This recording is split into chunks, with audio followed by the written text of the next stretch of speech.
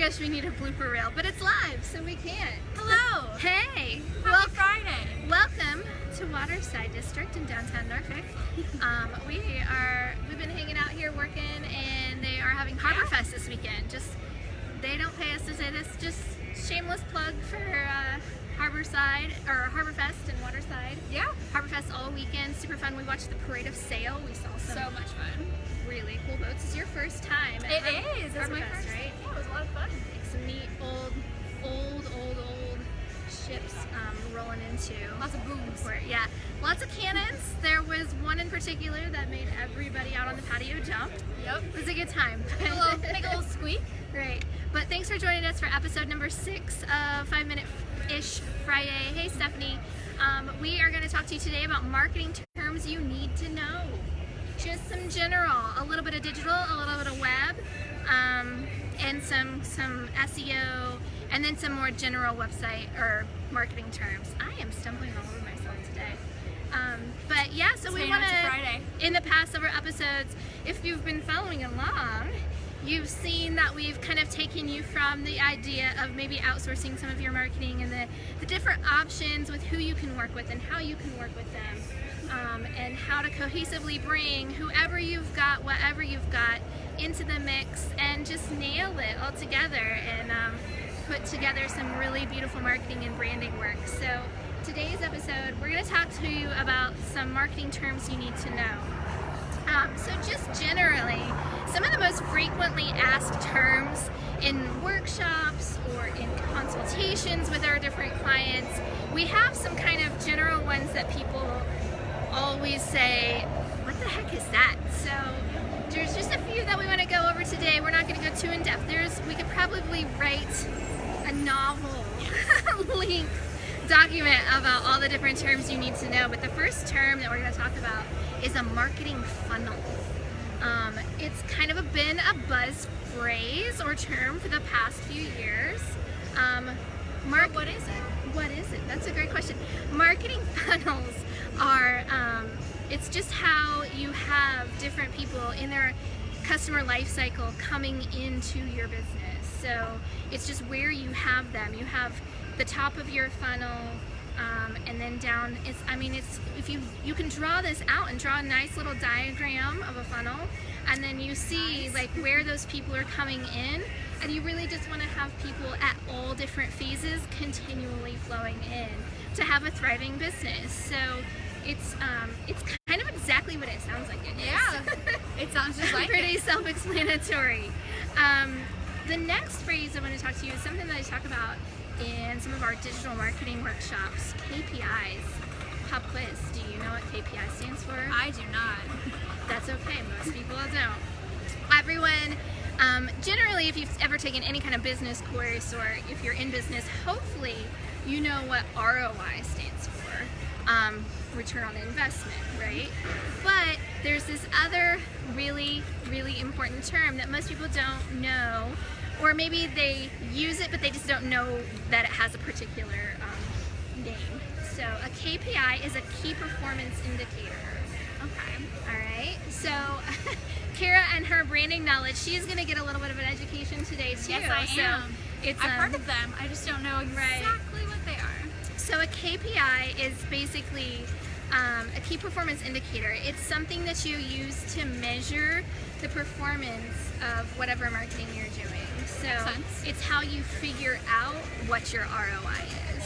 So it's going to be a little bit different for every business, for every goal, for every for whatever method that you're using to market your business.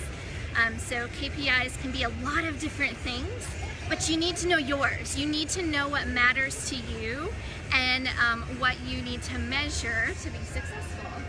Makes sense. That's very important. Right? Yeah. Yeah. Huh. And in our digital marketing workshops, some of our social media workshops, we actually talk about KPIs and how to measure those, some examples of, in the social media world, what those might be, specifically in the Facebook workshops. We really go into detail about how to measure those, what those look like, some good examples of them, so that you really get the most bang for your buck, because who doesn't want that? It's true. Shameless plug. I've even been taking the workshop, so make sure you guys do too. All right, what's up next? Algorithms. Algorithm. So you've probably heard the word algorithm before, and you probably can hear the news station helicopter that's flying above us right now. So I think they're just getting a good aerial shot probably for the news later. Maybe we'll be in it. Hey! If you're watching this and you have TV on in the background, can you see us in both places? Is it happening? We'll look small.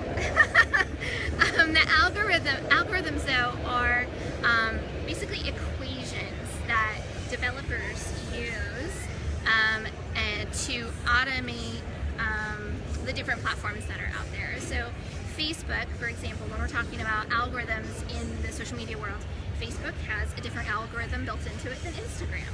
So it's just, right. So there's I say it like they have this algorithm, but there's actually a whole whopping massive conglomeration of them that all come together and make that platform work. So the algorithm is it's the equation that tells the platform what kind of content to show to people and what kind of content not to show to people and how to make an ad pop up in someone's feed but not their best friend's feed. So it gets really complicated and wonky. I'm not going to go any further than that, but that's it's a just little video within itself. Right. The next one is A/B testing. Okay, so we're going to jump kind of solely into digital marketing world, A/B testing. So one really important thing to know is that, marketing is this ever-changing field, right? Always. Every day, day to day, things are changing rapidly. Parallels and right with technology. Exactly. So when you have some kind of marketing campaign or something out there in the world that you're trying to do, you really need to make sure that you have some options in place. And so I think of A/B testing as really just putting options in place to test your creative, so you can test the image. So for example, if you were going to throw a few $100s or even $50 at a Facebook ad, you would want to put some A/B testing in place, most likely, so that you can see what really works. You might think you know what people are going to love, what people are going to be really engaged with, and sometimes it's just a total fluke. Well, it's like a scientific experiment. Right. Yeah, it is. It's a bit of an experiment. So A/B testing is the way you experiment with that platform. So you can go in and you can split A/B test your advertising campaigns. You can split A/B test your email list. You can do a whole bunch of different things like that and say, for this particular demographic list or this audience, I want to show this graphic. And for graphic A, and then for group B, I want to show a totally different graphic. And then you get to observe that over a few days or however long you determine is necessary, and you see which one's performing better. So then you can stop if A is not performing, if it's not getting engagement or conversions or whatever you're trying to do. You can hit the pause button and dump all the rest of your budget into B because it is working. Makes sense. We're all about getting our clients the most bang for their buck. Right, making that money stretch. Right, we're small businesses and nonprofits, and we don't have all in the same boat. We don't have these. We have great big ideas, but have very small budgets. So it's a really important thing to do and to know if you're trying to stretch your dollar as far as it can go. The next one is geotagging. Location. I know you know that one. You can take it. Okay, so geotagging is something in the social world where you've probably seen it before and just didn't know what it was called as a kid. Right. So a lot of these terms are just things that in our world we're so used to it that it becomes part of the normal conversation. So when we talk to someone that isn't familiar, they're like deer in the headlights. But you might know it as the location tagging button. Exactly, location tagging button, so you're telling them exactly where you're at. Like on Instagram, let's use Insta as an example. So as a business page, when you post something, you can geotag your location. And that is really, really good for showing up in searches and getting found by new followers. Right. it's one of the key strategies that we teach in our Instagram workshops is to always geotag your location, whether you're at your own location or you're posting from a client spot, or you're like or someone's reposting you. Prime example. Right now, this video, I checked in to Waterside and said we are attending Harbor Fest. True. That's a geotag. Geotag can also really help bring clients even through your door as well. Right. Yeah. Through your action. The next one is a hashtag. Oh, do you want that one? Well, I'll start it off.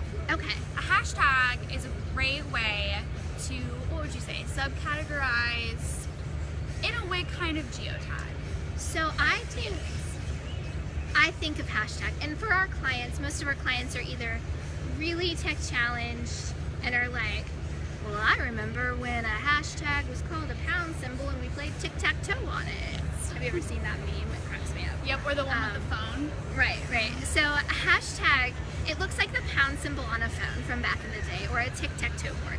So a hashtag really, though, is a search tool. And so what it does is you can hashtag, and you want to be strategic about your hashtagging. That's a whole other video for another day, another time. That's a whole other marketing plan in place as well, of coming up with creative hashtags. But basically, it is a tool that you use to search and be found in searches. So you want to be very strategic about your hashtags and know what's trending for your industry, for your local region, and just make them use the ones that are used and seen, which you can see on Instagram in different places, the views and the times they've been used. So. Well, for example, if you go on Instagram and you go under the little search button on the bottom, I think it's the second from the left, and all of those random ones of people you don't even follow pop up. Yep. That's where they come from. Yeah. Okay, so enough. I could go on about hashtagging for a whole day, but we're going to dig into remarketing now. So remarketing is also one of those terms where you may have done it or you may have it in place, but you don't necessarily know what it's called. But it's a really, really amazing opportunity to connect with people who are already engaged with your brand. So remarketing is just retargeting someone who's already engaged with you on social, on your website, wherever that might be. But it's just, so like on Facebook you can do it, Facebook and Instagram. It's an example would be if you were going, let's say you were shopping online and you were looking at, I don't know, name your favorite, like name a store. Dress up. Okay, if you were on the dress up site and you had gone and you'd put a few things in your cart and you're like, not sure that I want to buy these right at this moment. You put them in your cart, but you exited out, and then you jumped over to Facebook or Instagram, and boom, I get a nifty little message. an ad with those items that maybe were exactly in your cart. That's remarketing. So how that happens is that they take, from Facebook and Instagram, they have Pixel, which is an analytic tool and a code that you embed into your website. And so it tracks and it shows you, it automatically generates that ad to the individual, and based off of whatever kind of events you've put into place. The next term is CMS. CMS. So a CMS is, we're going to jump into the website world for this one. CMS is a content management system. So it's what your website is built on, basically, where all your content is stored. So if you're on WordPress, that's a CMS. If you have a Weebly website, if you have Squarespace, if you're, I don't know, on one of the hundreds of thousands of options for websites, that's what that is. That's a simple one. Nothing more to say about it. And SEM. SEM is search engine marketing. So search engine marketing, similar to its half sibling, search engine optimization, is doing things like display ads, keyword ads and things of that nature. Whereas SEO is the actual optimization and making sure that you're showing up in searches, like in a Google search. And where you exactly want to be too. Right. So that was a lot. That was a lot of information. I hope it wasn't too much, too fast, but I think it was a good little introduction. Yeah, if you have any more questions, reach out to us or Comment below. come to the workshops. Yeah, we have a Facebook for Beginners workshop on June 27th. It's a Thursday at the BizConnect Resource Center in Ghent from 9 to 11. You can find tickets on bizconnecthr.com or over on our Facebook page. The event is up on there as well. So jump on in there. If you have questions, just leave a comment. Next week we are going to... We start the world of branding. Woo! Kara, how excited are you? I'm so excited. That's my world. That's Kara's forte. So I may have shed a little light on her today, but she is going to do that for the rest of us next week. So we hope you'll tune in for the next 5-minute-ish Friday and enjoy this weekend. Yes.